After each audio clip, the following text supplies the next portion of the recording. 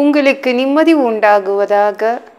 தேவனுடைய இரக்கங்கள் அதிகமாவதாக.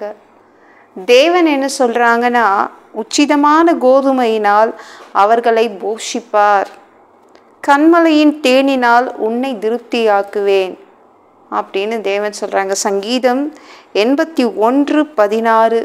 இந்த பூமியில எல்லாருக்கும் சாப்பாடு போடுறது யாருங்க? தேவன் தான். நம்மளை படைச்சி வச்சதும் இந்த பூமியில வச்சதும் தேவன் தான். கரெக்டா? ஒழுங்கா சாப்பாடு போடுறாரு, போஷிக்கிறாரு, ஒவ்வொருத்தருக்கும் சாப்பாடு போட்டுறாரு. கரெக்டாங்க? எத்தனை பேரை படைச்சி வச்சிருக்காரு பாருங்க. உங்களுக்கு நல்லது தான் கொடுப்பாரு.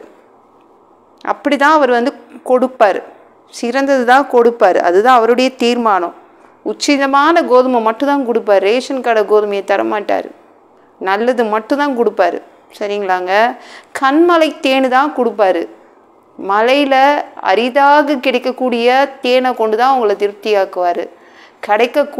கூடாதது அரியது அதெல்லாம் உங்களுக்கும் உங்கள் குடும்பத்துக்கும் கொண்டு கொடுத்துருவார். அப்படி தான் உங்களை போஷிக்கிற தேவன்.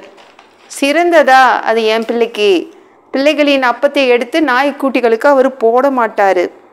சரிங்களாங்க? இந்த உலகத்தில் உள்ள நல்ல வேலை, நல்ல பிஸ்னஸ், நல்ல படிப்பு, நல்ல மாப்பிள்ளை, நல்ல பொண்ணு, நல்ல ட்ரீட்மெண்ட், நல்ல ஹாஸ்பிட்டல் எல்லாமே உங்கள் குடும்பத்துக்கு மட்டும்தான். பிள்ளைகளுடைய அப்பத்தை அவர் நாய்க்குட்டிகளுக்கு போட மாட்டார். ஓகேங்களா? ஒரு நல்ல வாய்ப்பு யோசேப்புக்காக எகிப்தில் தான் இருந்துச்சு. ஆனால் யோசேப்பு கண்களுக்கு அது தெரியலை. அவன் வீடு, அவன் குடும்பம், அவங்க அப்பா, அவங்க அண்ணனுங்க, அவங்க பெரியம்மா, அப்படி தான் அவனுக்கு தெரிஞ்சிட்டு இருந்துச்சு யோசேப்புக்கு.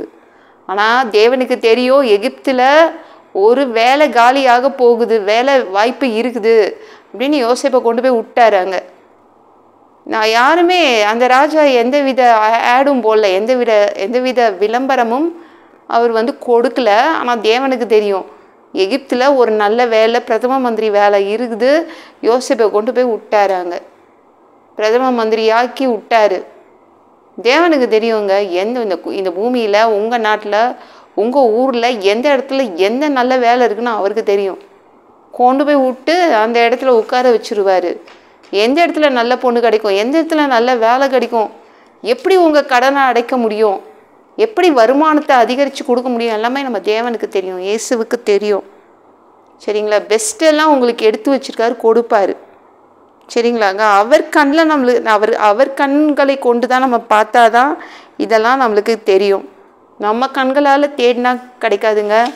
யாருடைய கண்களை கொண்டு நம்ம தேடணும்னா தேவனுடைய கண்களை கொண்டு நம்ம தேடணும். சரிங்களா? அப்படி இருந்தால் நம்ம பெஸ்ட்டு, சிறந்ததெல்லாம் நம்ம கண்டுபிடிச்சிக்கலாம். இப்போ பேதுரு கடலில் போட்டில் போயிட்டு இருந்தாங்க மீன் பிடிக்கிறதுக்கு. அவங்க கண்ணில் இதுதான், இந்த இடத்துல தான் வலை போட்டால் நம்மளுக்கு மீன் கிடைக்கும்னு நினச்சாங்க. அதெல்லாம் தப்பாக போச்சு. ஆனால் இயேசுடைய கண்களில் பார்க்கும்போது, இயேசு சொன்ன இடத்துல போட்ட உடனே நிறைய மீன்கள் கிடச்சிச்சில்ல, அன்றைக்கி எக்கச்சக்க வருமானம் கிடச்சிச்சில்ல. இப்போ இயேசுடைய கண்களை கொண்டு நாம் பார்க்கணும். நம்மளுடைய 2 கண்களை கொண்டு பார்த்தா அது வேலைக்காகாது. இயேசுடைய கண்களை வச்சு நம்ம பார்த்தா அதில் எக்கச்சக்க நம்மளுக்கு வருமானம் வரும். சரிங்களா? அவர் மூலமாக எதுவாக இருந்தாலும் தேடணும். அப்போ உங்களுக்கு சிறந்தது கிடைக்கும், நல்லது கிடைக்கும், உச்சிதமானது கிடைக்கும். சரிங்களாங்க?